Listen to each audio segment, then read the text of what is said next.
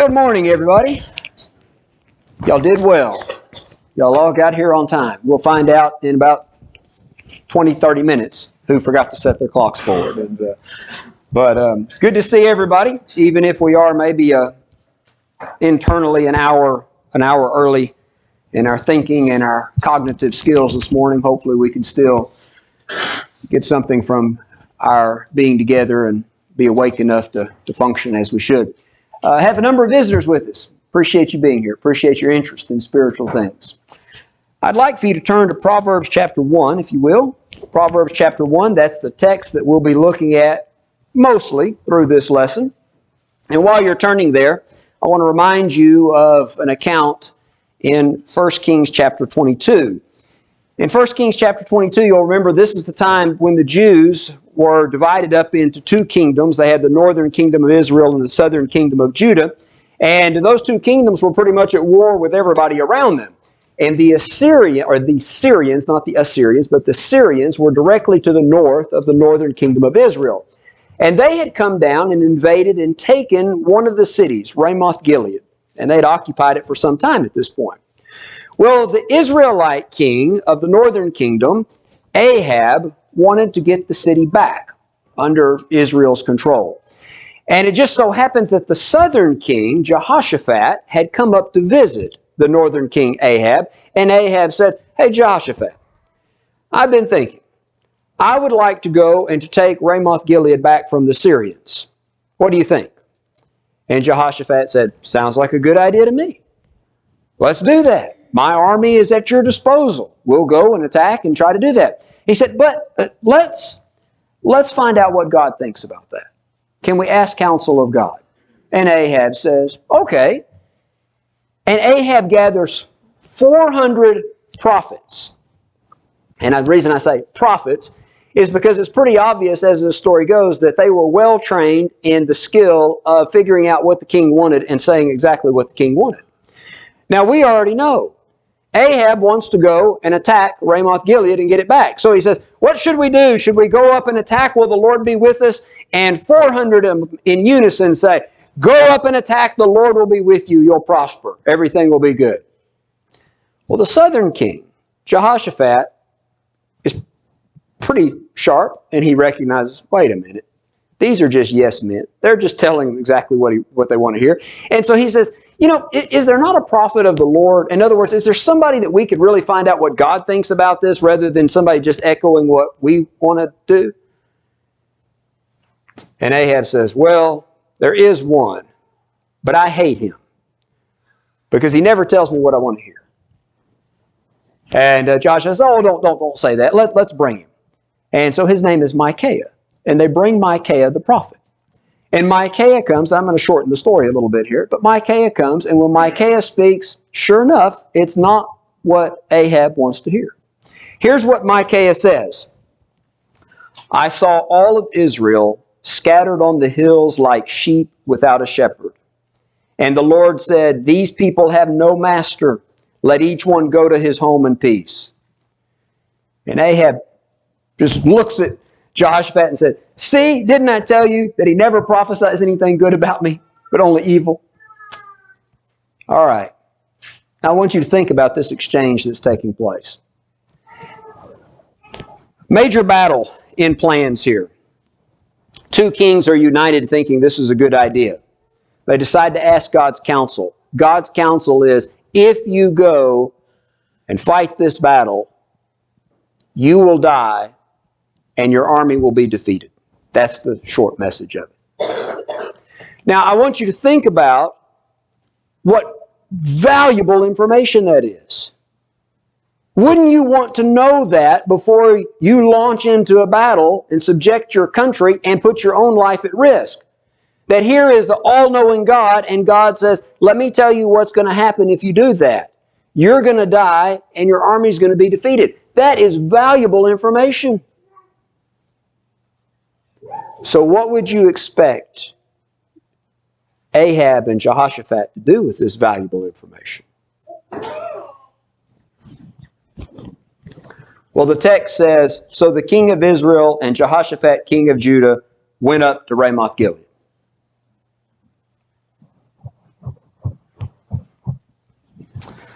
Now I ask you to turn to Proverbs chapter 1. In Proverbs chapter 1, wisdom, God's wisdom, is being personified as if God's counsel and God's wisdom is a woman calling out for people to listen to her. And I'd like for us to read it. Proverbs 1, let's start in verse 24. I'll tell you what, let's back up all the way to verse 20. Wisdom calls aloud outside. She raises her voice in the open squares. She cries out in the chief concourses.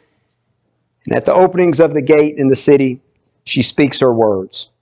Here's what she says. How long, you simple ones, will you love simplicity? For scorners delight in scorning, and fools hate knowledge. Turn at my reproof. Surely I will pour out my spirit upon you, and I will make my words known to you. But then she continues. Because I have called to you, and you refused. I stretched out my hand, and no one regarded. Because you disdained all of my counsel and would have none of my reproof, I also will laugh at your calamity. I will mock when your terror comes. When your terror comes like a storm, your destruction comes like a whirlwind, when distress and anguish come upon you. Then they will call on me, but I will not answer. They will seek me diligently, but they will not find me, because they hated knowledge and did not choose the fear of the Lord. They would have none of my counsel and despised all of my reproof. Therefore they shall eat the fruit of their own way and be filled with their own fancies. For the turning away of the simple will slay them, and the complacency of fools will destroy them. But whoever listens to me will dwell safely and will be secure without fear of evil. Now I read that because I want us to think about that a little bit and break that down. This text predicts a fearful doom for those that would disregard God's counsel and would not heed His reproof. And why such a strong response by God? You know, you look at this, because I have called to you and you refused, I have stretched out my hand and no one regarded, because you disdained my counsel, because they hated knowledge and did not choose the fear of the Lord, and they would have none of my counsel and despise my rebuke. The reason that God says, these people who wouldn't listen, they're going to suffer the consequences of their own action, and I'm not going to step in and spare them for that, is because I gave them opportunity. And what they did with that opportunity, you notice the language here. They refused. They disdained my counsel. They would have none of my counsel. They despised every rebuke. And God says, that's not just passive indifference. That's defiant rebellion. And so when God is calling out and saying, listen to my counsel, and we reject it, God takes that personally. And you can understand why God would take that personally. First of all, think about what's going on here. It's pretty insulting just to brush off the guidance and the counsel of the one who made you. And not only the one who made you, but the one who gives you your very life and the very breath that you have, provides for all of your needs, and the one who knows everything. And the one who loves and desires what's best for us. To just brush off that counsel and say, no, I don't think I'll listen to that. You can understand why that's pretty insulting to God. So the Bible tells us there comes a point where God leaves us to our own decision and lets us face the consequences of that. And it's interesting that this has been a process that's taken place from the very beginning. And yet it's a process that we still don't seem to be very aware of many times. A couple of passages here. We mentioned in Proverbs 1, therefore they shall eat the fruit of their own way. In other words, you made your bed. Now you got to sleep in it. They will be filled to the full with their own fancies. This is what they want. I want you to go back and think about Ahab. What does Ahab want? I want to go and I want to fight at Ramoth Gilead. And God says, that's a bad idea. He doesn't listen. So what does God do? All right, go and fight at Ramoth Gilead. They'll be filled with their own fancies. In Hosea chapter 4, verse 16 and 17, Hosea says this, "For Israel is stubborn, like a stubborn calf. Now the Lord will let him forage like a lamb in the open country." And then he specifically says what the application is. Ephraim is joined to idols. In other words, what Israel wants to do is they want to worship these idols. They're refusing God and they want to worship these idols. And so God says, let him alone. Let him do it. If that's what he wants to do, let him do it. Now you know how that turns out if you're a Bible student. It does not turn out well for them. But this illustration here, that Israel is a stubborn calf and the Lord will let him forage like a lamb in the open country. Imagine if you have livestock. Everybody can probably relate to this that has livestock. Here you have an animal and you want to protect this animal. You want to provide for this animal. You want to do what's best for this animal. So here, imagine here's this calf. You build it a nice little stall. You've got it a little feed trough there that you keep feed in. You got a little hay rack here. You keep hay in it. You got a nice protective fence so that no wild animals can get in and attack it. You're trying to take care of it. And this animal is determined to get out of the stall, out of the fence, and outside. And so you put it back in, and sure enough, it breaks out again. And you put it back in, and finally you say, fine, just go forage like a wild goat out there. And that's the struggle that God has had with His people all along the way. God says, look, I want to take care of you. I want to provide for you. I want to do what's best for you. And we're always like, no, I want to go out here. I want to do this. And what will God eventually do? Okay, go. We've had several dogs do this. You know, our driveway is nearly a mile long. You can barely see the nearest house. We have the perfect place for a dog to run around and not be in danger of being hit by cars or poisoned or stolen, anything like that. And do you know what our dogs want to do? They want to walk a mile down our driveway and lay on the road. And we bring them home and we try to, and so what do Amanda and I eventually have to resolve ourselves to? We're going to come home one day and the dog's not going to be okay. We cannot protect the dog if it's going to be determined to go out to the road.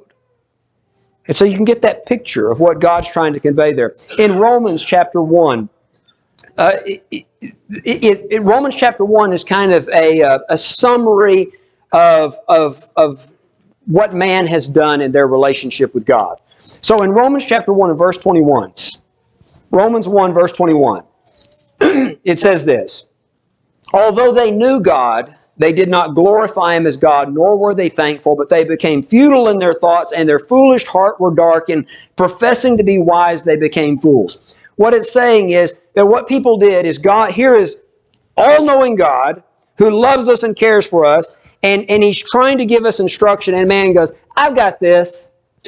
I've got it figured out. And they ignore God. Professing to be wise, they became fools. So in verse 24 and 25, therefore God also gave them up to uncleanness in the lust of their hearts to dishonor their bodies among themselves, who exchanged the truth of God for a lie. Do you understand what's taking place there? They don't want to listen to God's counsel on this, and so God says, all right, then go ahead. Go ahead in your uncleanness. Go ahead in your foolishness. Verse 26, for this reason God gave them up to vile passions. Verse 28, even as they did not like to retain God in their knowledge, God gave them over to a debased mind to do those things which are not fitting. And what's the result? Being filled with all unrighteousness, sexual immorality, wickedness, covetousness, maliciousness, full of envy, murder, strife, deceit, evil-mindedness, whisperers, backbiters, haters of God, violent, proud, boasters, inventors of evil things, disobedient to parents, undiscerning, untrustworthy, unloving, unforgiving, unmerciful. God says, if that's the way you want to live, and you're determined to do so, I'll give you up to it. Be filled with your own fancies. Eat the fruit that you're producing there. God's patience has bounds. And when we refuse to listen to His counsel, He'll leave us to the consequences of our own decisions. And we'll suffer it. So going back to Proverbs 1, when terror comes like a storm and your destruction comes like a whirlwind, when distress and anguish come upon you, then they will call to me, but I will not answer. They will seek me diligently, but will not find me. Why? Because they hated knowledge and did not choose the fear of the Lord. They would have none of my counsel and despised every rebuke. Therefore, they shall eat the fruit of their own way and be filled to the full with their own fancies. Well, how do we refuse God's counsel? And I think that there may be more facets to that than we may initially think of.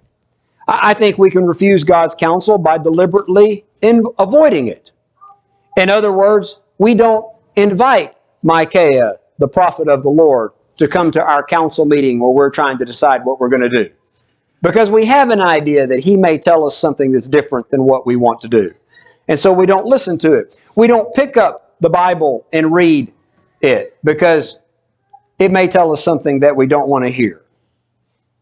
We avoid getting involved in conversations where God may be brought up because we don't want that clouding our decision making. We try to avoid settings where His counsel will be proclaimed. We don't want to hear that. We surround ourselves with people that will feed us the ideas that we already want to believe. I think that's one way.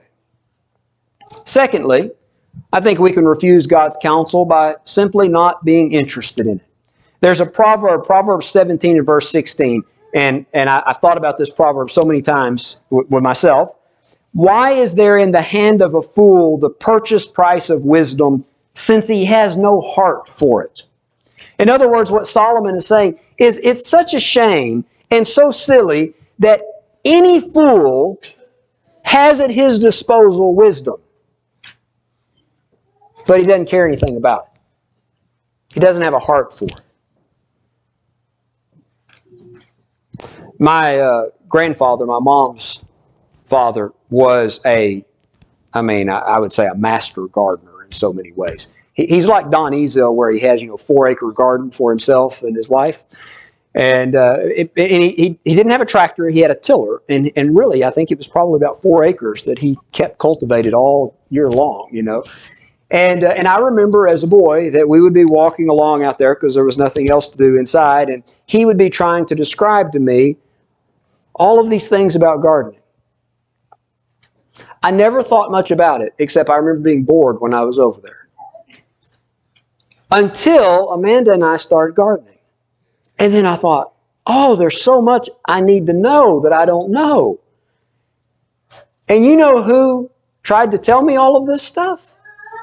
My grandfather. But I had no heart for it. How ironic that here was the knowledge that now I desperately needed, and I had it in abundance right before me at one time, but it made no difference. I rejected it because I had no interest in it at all. And I think that's where a lot of the world is with God's Word. It's not that God's counsel is hard to find. It's that people have no heart for it. And that's what Solomon is saying. Why is there in the hand of a fool the purchase price of wisdom, since he has no heart for it? What a shame that we have the opportunity to receive counsel from the one who knows everything, and yet we just don't have any interest in it. Proverbs 23 and verse 12 says this is the solution. Apply your heart to instruction and your ears to the words of knowledge. Apply your heart to instruction. In other words, at some point we need to come to the realization, you know what?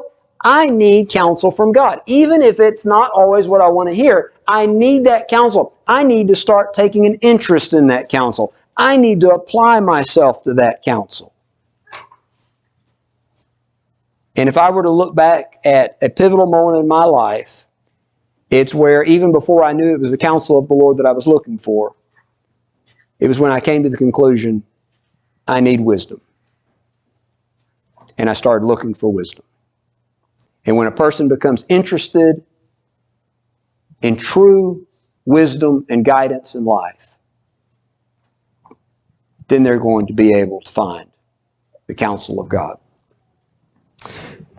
Thirdly, we can also refuse God's counsel simply by not practicing it. We read it, we hear it, we amen it, we may even talk to others about it, but we don't put it into practice. Right now in the youth classes, we're studying the book of James. And we were just talking about James chapter 1 and 2, where James is writing to Christians, and the thing that he talks to Christians most about is, listen, don't just be a hearer of the word, be a doer of the word. That's where we stumble so many times. Obviously, you're interested in spiritual things. You're here. Most of you will agree with most of what I'm saying this morning. Most of you agree with most of what the Bible says. Agreeing for us in this audience is not necessarily the hard part. It's the practice of it. But to hear the counsel of God and say, oh yeah, that's good stuff, and do nothing with it is still rejecting the counsel. We procrastinate, we postpone doing what we know to be true and right. Collier read for us this morning where Jesus, at the end of the Sermon on the Mount, he comes to the conclusion and he says, you know, whoever hears these words of mine and does them, I will liken him to a wise builder who built his house upon the rock. Now, the foolish builder also heard these sayings of mine, but did not practice them. And his life will be based upon something that will not stand and will be destroyed. So, hearing the counsel of God is not enough. Practicing the counsel of God is where the solid foundation is found. So in Proverbs 1, I have called, I have stretched out my hand. God reaches out to us through His Word. He maybe reaches out through us through people who present His Word, family who loves His Word and tries to share that with us. He reaches out to us in any number of ways through His counsel and His teaching. None of us can feel, well, God's unjust. God's unjust in leaving us to the consequences of our own decisions. No, God has done everything that He can to reach out and help us to avoid those. So Proverbs 29 and verse 1, he who is often rebukes and hardens his neck will suddenly be destroyed and without remedy. When we repeatedly refuse God's counsel, we will suddenly be destroyed and without remedy. Let's go back to Ahab and Jehoshaphat. Ooh, let's go up to Ramoth Gilead. That sounds good. Well, let's ask God's counsel. God's counsel is, if you go, you're going to die and lose the battle. I don't like that. What do you want to do? Let's go. And so they go. 1 Kings 22, 34 through 37 says this. The battle is taking place at Ramoth Gilead. A certain man drew a bow at random and struck the king of Israel between the joints of his armor. And he said to the driver of his chariot, turn around and take me out of the battle, for I am wounded. And the battle increased that day, and the king was propped up in his chariot, facing the Syrians, and died at evening. The blood ran out from his wound into the floor of the chariot. Then as the sun was going down, a shout went out throughout the army saying, every man to his city, every man to his own country. So the king died. We knew that was going to happen before that happened. Why? Because of the counsel of God. I've thought about that picture and the way that that's described. And here is Ahab bleeding in his chariot, watching the sun go down, looking at the battle and seeing his army as being defeated. I can't help but think he thought back to Micaiah's words. But it was too late. It was too late. He had rejected that counsel. I suspect there have been times in your life, as there have been times in mine, where we feel that same way of, oh, I was told this would happen. That doesn't mean that's what God wanted to happen. God didn't want Ahab to be rebellious like that. As a matter of fact, you think about passages such as Ezekiel 33, verse 11. As I live, says the Lord, I have no pleasure in the death of the wicked, but that the wicked should turn from his way and live. Turn from your evil ways. Why should you die, O house of Israel? That's God's attitude. But if we refuse that, then we will suffer the consequences of our own decisions. So you think back, I don't know if any of you ever thought about this. If only Adam and Eve would have listened to God when He said, don't eat of the tree of the knowledge of good and evil, for the day that you eat of it, you shall surely die. If only they would have heeded His counsel on that occasion, think about how much problems would be spared. Boy, that's right. Be wonderful, wouldn't it?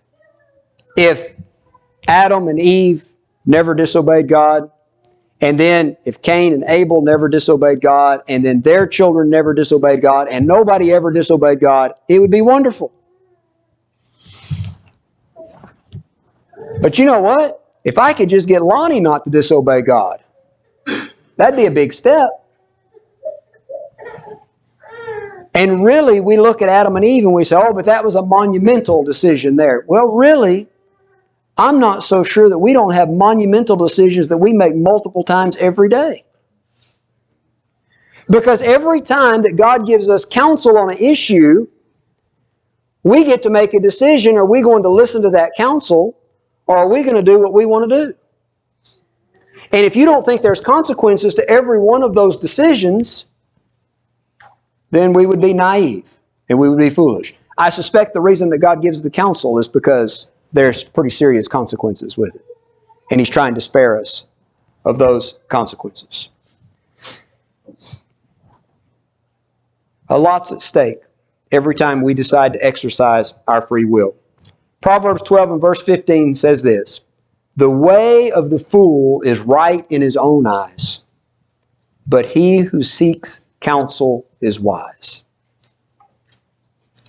God's counsel, I think, is what's under consideration. This contrast between, am I going to do what I think is right in my own eyes, or am I going to heed the counsel of God? So here's my encouragement, my admonition for this week. Let's really seek the counsel of God. Let's be alert to it, attentive to it, and think about, all right, I'm thinking about doing this. This is my habit, and I want to rethink my habit on this. I'm making a decision about this. And whatever these things are, what would God want me to do? What is God's counsel? Now, those of you who are pretty good Bible students, you're going to know a lot of the answer to that just as soon as you ask the question. Now, there may be something that you go, I don't know what God's counsel is on that. All right, well, let's investigate then. Let's seek God's counsel. And then let's heed God's counsel. Let's not be Jehoshaphat. Jehoshaphat was a pretty good king, you know. And he says, isn't there a prophet of the Lord that we can inquire of the Lord? Oh yeah, we've got one. Okay, so we get the information. Here's what God says. Let's not be a Jehoshaphat and then go, okay, well, let's go to Ramoth Gilead anyway. Let's seek the counsel of the Lord. Let's heed the counsel of the Lord in the things that we think about. Does God have something to say about the things that we let our mind meditate on? The things that we think about? Sure does. Let's heed His counsel in that. The things that we talk about? Does God have any counsel about our communication, our speech? He sure does. Let's heed what He says about that. In the way that we use our time, in the way that we use our money this week, in the way that we use our energy this week. Because let's realize that in every one of those things, what we're doing is we're sowing seeds. We're sowing seeds that are going to grow up and produce fruit.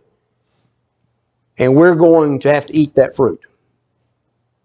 We're going to suffer the consequences of those decisions. And God is saying, here's the way to plant this seed. Here's the type of seed to plant so that the fruit is sweet and not bitter. So this week, let's be people who have the mindset, Almighty God, all-knowing God, Father who loves us. Let me know what you know about this situation, about this decision.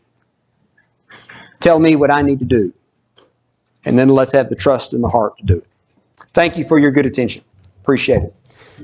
We traditionally end a lesson with an opportunity just to say, you know what?